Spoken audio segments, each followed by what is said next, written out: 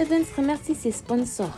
Hayo, Subhair Bella, Touba Boutique, Lia Coiffure, Job Sena, GP Brescia, Seal Store, Wolof 8 Attitude, Rap 221, Rap Galsen et Luxueuse Beauty. Ayo est un opérateur téléphonique convenable et fiable que vous pouvez joindre au 339 796 08 95 ou aller directement à Brescia via Moraito numéro 1 barra 5.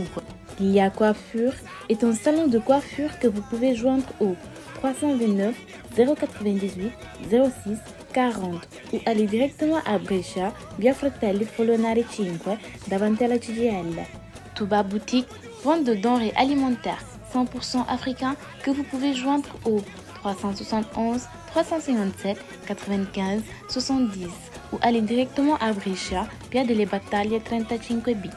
Subhair Bella est un salon de coiffure que vous pouvez joindre au 389 117 56 69 ou aller directement alla Piazzale della Repubblica 11 a Brescia, vicino alla stazione. GP Brescia, un GP rapide, fiable et sûr que vous pouvez joindre au 329 561 82 84 ou aller directement à Brescia via delle Battaglie 13.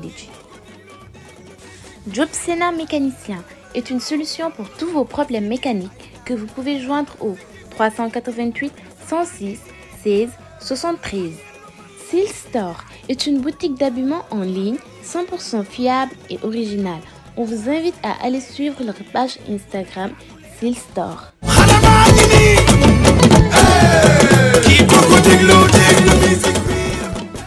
Salam alaikum, man la Babacar Sall,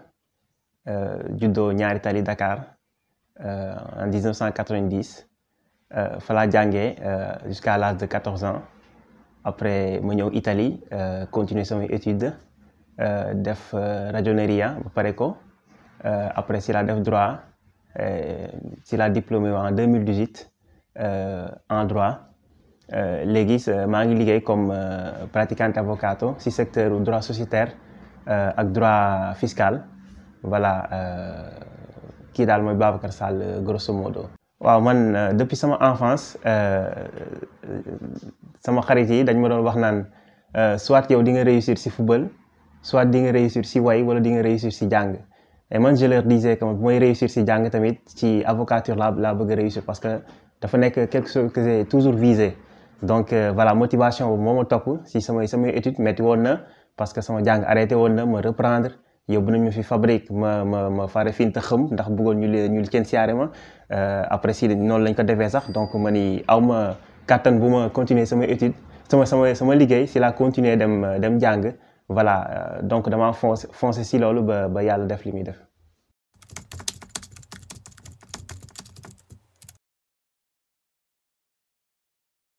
waaw man nag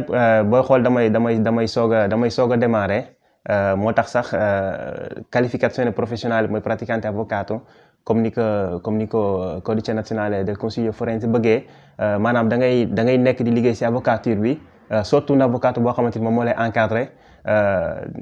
jàngale liggéey bi ba nga acquisir expérience si métier après si ngay mën a amee sa bureau bopp donc man maa ngi si benn firme benn studio di avocat yi ñoom laay liggéeyal ñu ngi may jàngal métier bi ndànk-ndànk incha allah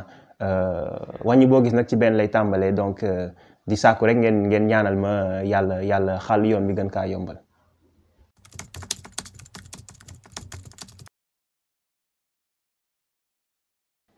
waaw booy xool la réalité italienne est extrêmement adverse si nit ku ñuul booy xool du ci secteur liggéey yeeg affaire mais dafa nekk secteur yëpp secteur boo mën a dugg si Italie dafa am racisme boo xamante ni c'est social d'abord nekk tamit racisme institutionnel donc nekk fi nit ku ñuul booy xool sama première année droit ba ma demee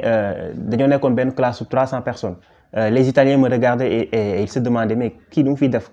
comment dire que nit ku ñuul amu fi place boo xool ñoom ñëpp ils étaient blancs voilà booy xool première année bi sax kenn bëgguloon toog ak man mais man damaa jàpp sama ñàmb rek xam ni yàlla jagleelul xel tubaab jagleelul xel nit ku ñuul ñëpp la ko jagleel ma jàng ba première année ba mu jeexee les résultats commencé génn ñu xam que ni voilà Babacar Sall tur bi ñu commencé kaa dégg ñu xam man j'étais parmi les meilleurs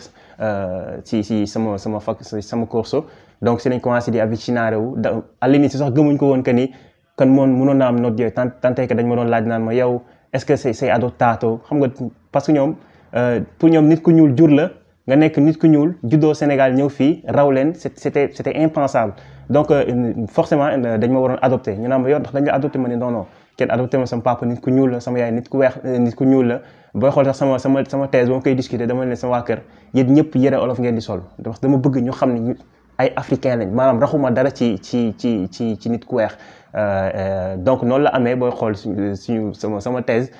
sama famille yëpp yëre olof lañ soloon et j'étais tellement fier man mënu moo sol yëre olof parce que je devais être institutionnel mais taxoon naa tamit benn spirit la bu Sénégal ñu xam ni man je suis sénégalais et je suis fier d'être sénégalais donc racisme mi ngi fi mais amul problème le racisme est partout dans le monde même boo demee Sénégal y a les séeréer yoo xamante ni dañuy tooñ tukulóor yi y a les tukulóor dañuy tooñ c'est quelque chose de naturel mais avec l'intelligence comme je dis toujours la vérité s'impose de par sa force donc nit bu gëmee boppam mën li muy def xam li muy def day foncer incha allah mu nekk nit ku ñuul wala mu nekk nit ku weex.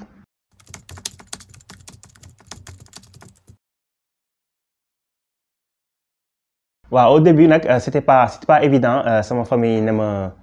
jàngal ñu jàppale la parce que normalement la mentalité sénégalaise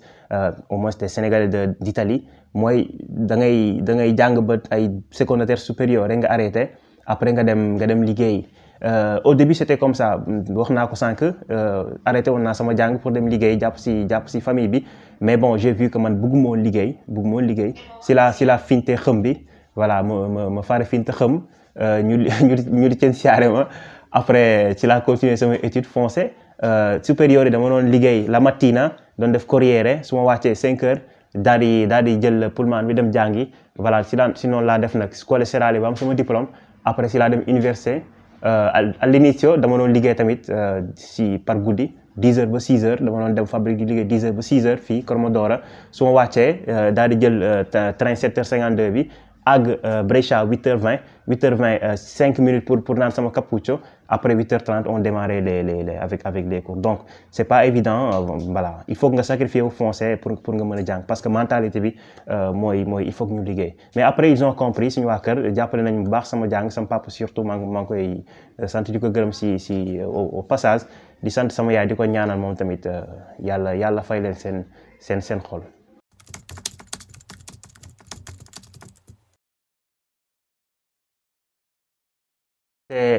Comme je disais Brescia taxawal naa fi depuis juin 2019 benn concept bu ñuy wax keppaaru xale yi keppaaru xale yi du dara loo xamante ni ay universitaires ay docteurs sénégalais ñoo xamante dañoo taxaw pour jàppale seen xale yi seen raq yi nekk fii di jàng pour que ñoom ñu mën a àgg ñun fi ñu àgg voilà donc ñun luñ gëm la du nekkul loo xam ne dañ koy wax rek mais c'est quelque chose qu'on applique booy xool am nañ fi ay sections yu bëri fii si Brescia te xale yu bëri ñu ngi leen di jàngal di leen jàppale seen parcours d'études donc voilà.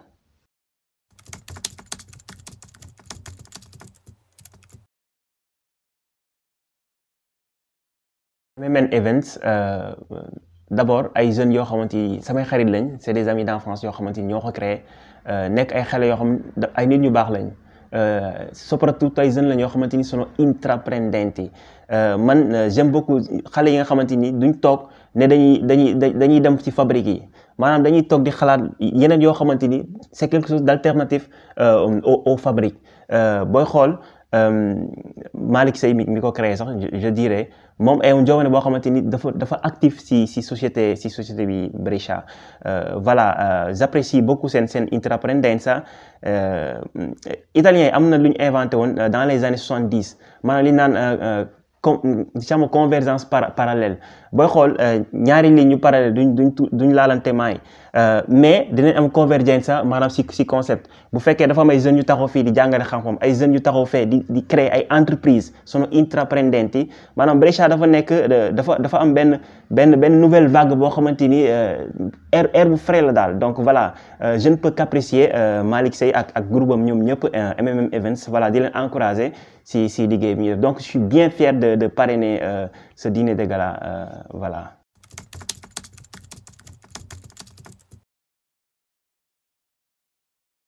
sama liggéey bi nag man dama am samay objectif dafa am fu ma bëgg àgg ci kàttanu yàlla te du leen lu dul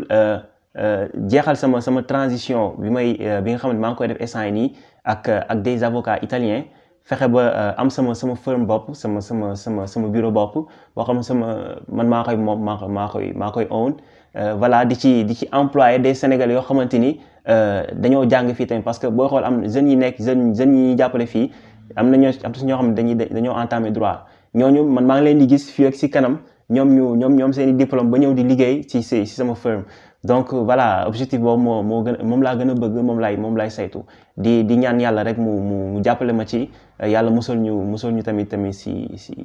cet voilà li may conseil jeunes yi nag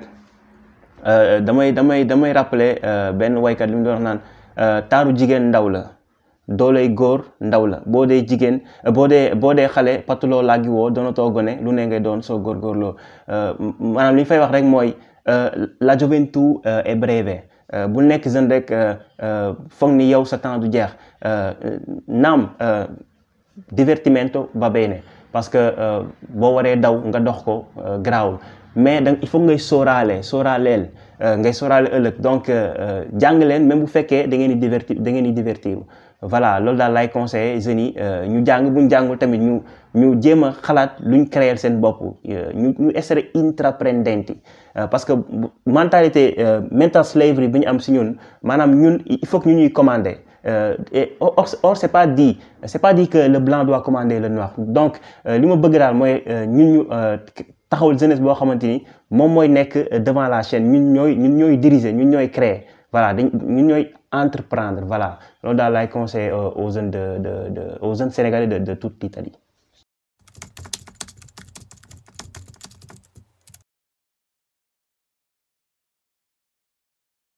waaw Scrabble sama passion la booy xool Sénégal sax daanaka sport national la comme j'avais dit man Sénégal laa juddoo fala màggee booy xool donc je jouais au Scrabble déjà quand j'étais au Sénégal en français ba ma ñëwee Italie nag ma ni pourquoi pas ma continuer sama passion bi en italien parce que j'étais en Italie sinon laa commencé en 2010 di jouer ndànk Scrabble di jàng paroles yi di jàng technique yi voilà en 2012 l'occasion s'est présentée pour que ma dem participer si compétition nationale à Milan compétition de Scrabble à Milan ma dem voilà ma egsi tubaab bi di ma xool il y avait des professeurs d'italien ay linguistes yi lu nekk daal di ma xool kii lu mu fi def parce que j'étais noir voilà ils ne me connaissaient pas man ma ni pat rek toog di jouer ba gagné leen ñoom ñëpp booy xool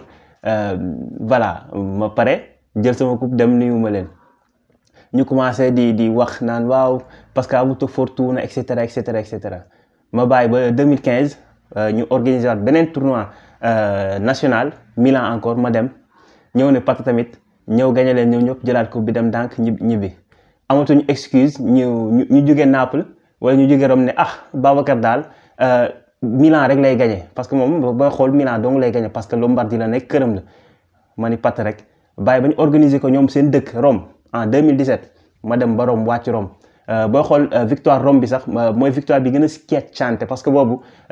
daanaka amuñ dara ñoom ñëpp laa battre daal jël sama coupe dem ñibbi voilà comme ça ñoom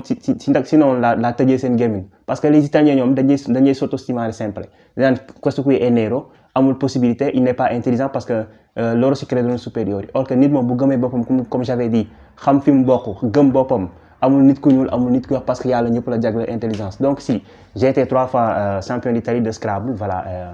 merci beaucoup.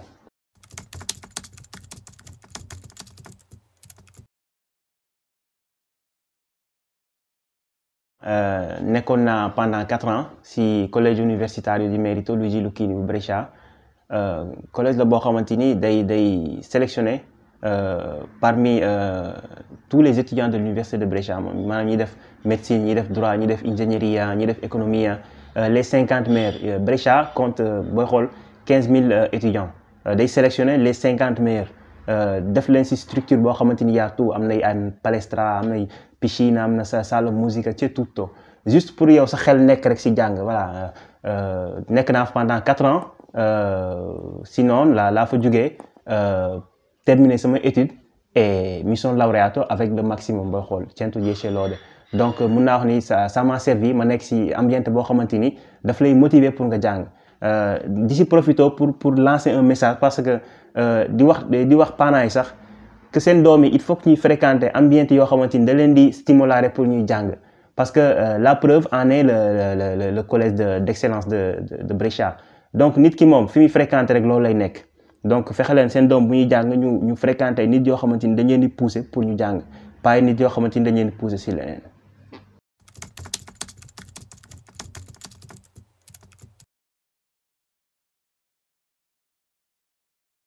di leen invité en tant que parrain yéen ñëpp toute la jeunesse de Brescia même kilifa yi fi nekk sax mag yi les pères de famille et les mères de famille ñu ñëw ci dîner de gala bi ñuy organisé waa MMM Events ànd ceeg ñoom Wolof with Attitude le 17 octobre 2020 incha allah ak animation boo xamante ni day gis Abba No Stress donc di leen invité tout le monde daal incha allah le 17 octobre 2020.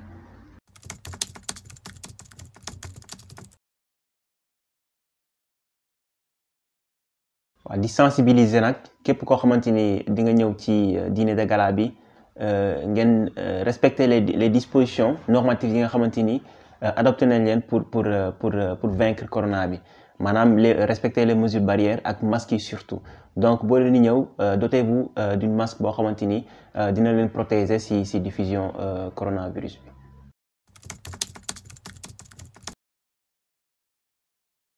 waaw man nag suñu waa kër dañu ma mës a yab parce que dañoo mës a wax ni man damaa xiiboon ba ma nekkee xale damaa xiiboonoon aw ma doole pour liggéey bëgguma liggéey yàlla def ba ma commencé liggéey nag si sama première fabrique bi ma dugg affaire yi tàng jër man naa résister pour wane jom daal liggéey ba méta jornaata ma ni non lii mënul jëm kër parce que lii moom mënu ma ko moom ma ni naa si profité comme que ñoom xam nañ ni aw ma doole bu ma liggéey naa si profité jéem a xëm comme ça léegi ñu li ceen siyaare ma voilà comme ça bu mu ñibbee su ma leen waxee que man xam naa dinañ ko gëm parce que danaan waaw gis nga waxoon nañ la ko yow amoo doole boo liggéey si noonu laa fintee xam nag gars yi ñëw na waaw lu xew ma leen sama bopp mooy jiraare ñu woo ambulance ma si woo leen ambulance mënatuma ñu yow ma gars yi li ceen siyaare ma egsi na sama yaay di ma xas na waaw waxoon nañ la ko da ngaa xiiboon amoo doole wax na gis nga yàgg nañ la kaa nga naan déet waaw voilà voilà.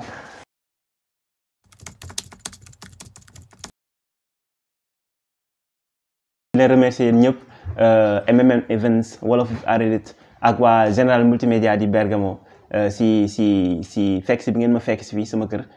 donc dama leen ci remercier voilà yàlla na yàlla fay jàppale leen si li ngeen nekk yàlla def ba ngeen àgg fi nga xamante ni romb na sax fi ngeen xalaat voilà loolu daal laa leen di ñaanal yàlla na leen yàlla jàppale.